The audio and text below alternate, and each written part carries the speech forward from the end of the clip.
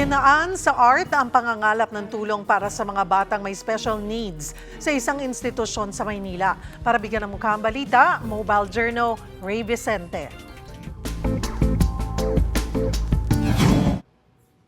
Makulay at puno ng inspirasyon ang mga canvas na bumida sa art exhibit ng mga talentadong bata ng Hospicio de San Jose.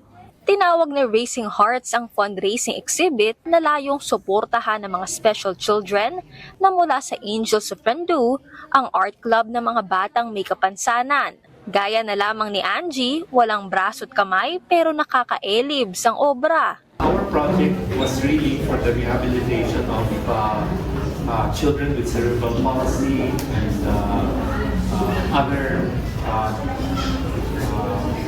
mental deficiencies.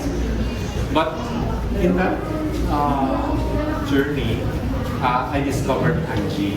Showed a lot of passion and interest in painting with her feet. Gusto rin talaga ng kauna-unahang social welfare institution sa bansa na patuloy magbigay boses sa mga inabandona at may mga special needs, bata man o matanda. Kaya kasabay ng Raising Hearts ay isinagawa rin ang pagbubukas ng panibagong tirahan ng mga obra.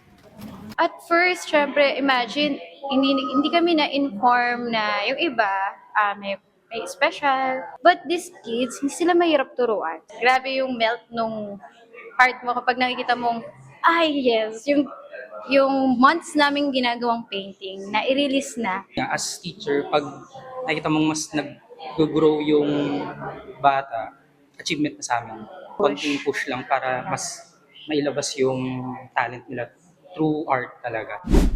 Mga kapatid, mobile journalist Ray Vicente po, hatid ang mukha ng balita.